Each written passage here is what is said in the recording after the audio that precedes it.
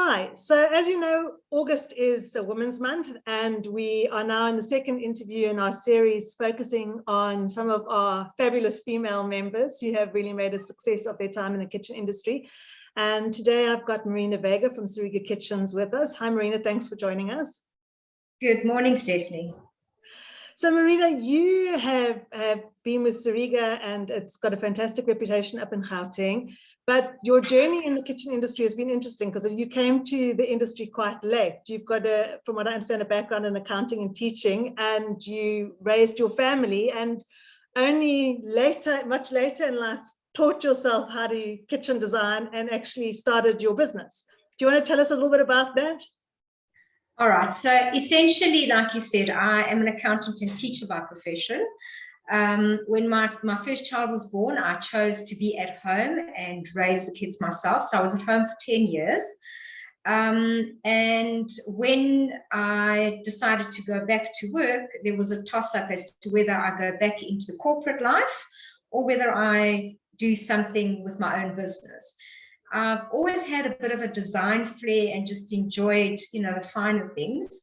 So the idea of kitchen design really appealed to me. I did a crash course for a month, and learned a design package. And from there, the business was born.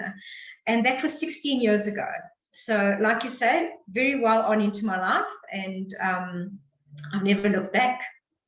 I mean, that's a fantastic example to look at. So often you see women in life that they've chosen to raise a family, or maybe their circumstances have changed, they've got divorced, etc., and they think, oh, what now? And you women are fantastic, so it's never too late to start a new journey or a new adventure. 100%. And I think if I can just add to that, the reason why I went into something different, basically, I am an accountant, but I hated my work. I really didn't enjoy it. I excelled professionally, but it wasn't something I enjoyed.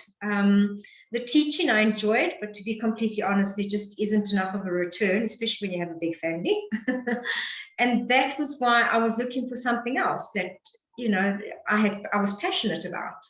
So it's never too late to change your career. And whatever you've learned or worked at before, it just creates a grounding, because, we learn things and they mold us. You never lose what you've learned. And then we know that design flair because you've kind of become known in Joburg for those exotic, sexy design elements in the bedroom for storing your shoes, because I know you're going to put your shoes.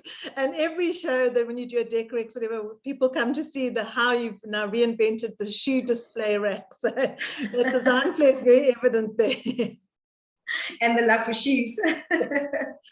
But Marina, what was the biggest challenge that you had to sort of face starting out in a new career, but also one that is fairly hectically male dominated? The kitchen industry is quite male strong, particularly when it comes to owners of businesses and managers of businesses.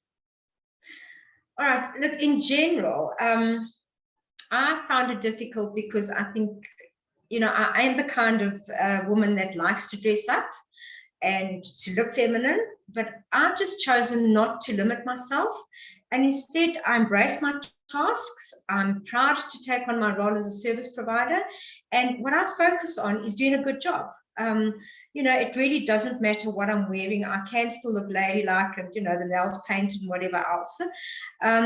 I do find that even though I present on site with site shoes and a helmet, the building fraternity don't really give me much attention.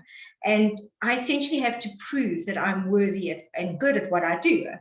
And unfortunately, my small frame doesn't help to convince people of that. So the proof is in the pudding. I'm not scared.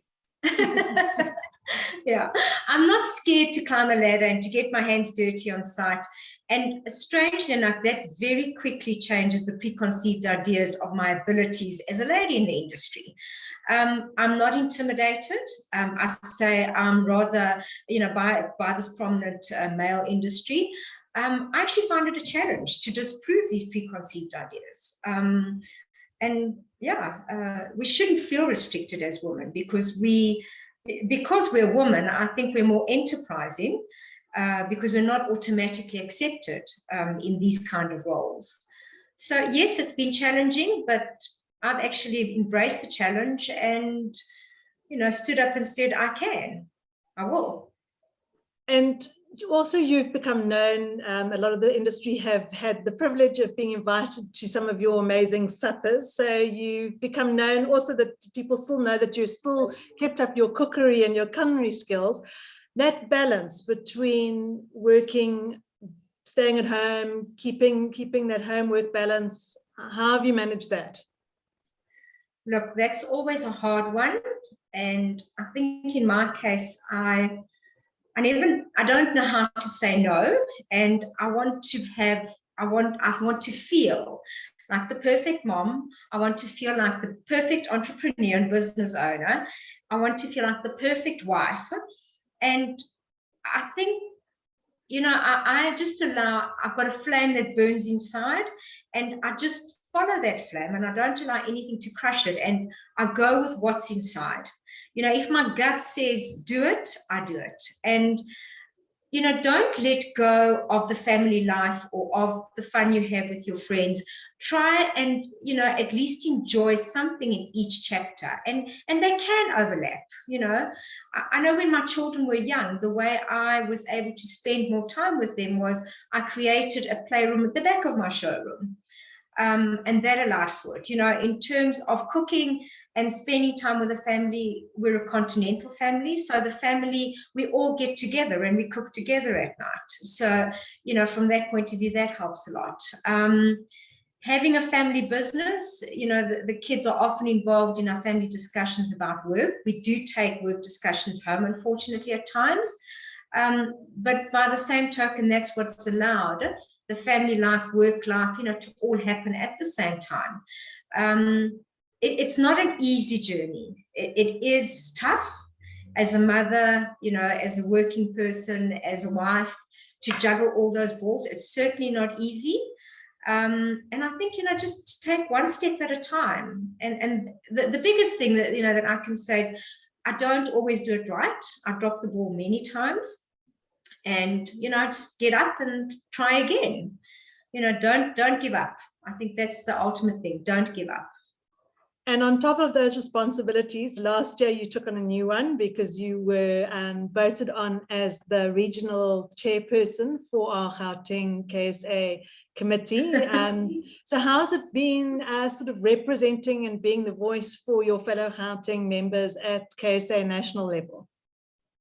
Well, I've enjoyed it because I've taken it in my stride, and I've basically taken it as I'm in the industry.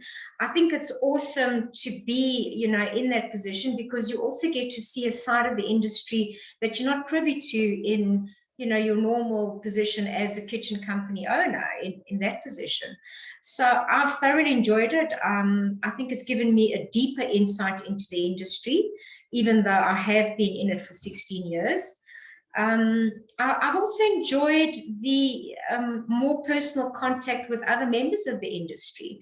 And one thing that has certainly taught me is that even though we're all in the industry and we're all essentially competitors, it really doesn't matter. You know, we can all still be on the same platform and talk and have a common goal in mind of lifting the industry. And that to me is something I'm passionate about. It's not just about Sariga designer kitchens. It's about, let's make the industry a special place. And then your last question, Marina, if you had to pick a key piece of advice to give someone looking to start their own business for the first time, what would that advice be? Sure. Believe in yourself, first of all, because if you don't, nobody else will believe in you. Always try and remain relevant. I think my biggest driving force is my passion and my optimism, and I think that's important. Always have something inside that you want to strive for, that you want to go for, and don't let go of that, because that remains insight as to where you want to go. And, you know, if you dealt a curveball and you feel you've dropped that ball, doesn't matter. Pick up the ball and learn from it. Essentially, how we react to our errors is basically what's relevant. That's the more important thing in life. Sage advice. Thanks, Marina. And Thank you for your time and best of luck for the ongoing success of Sariga. And thank you for all your hard work as our Gauteng chair.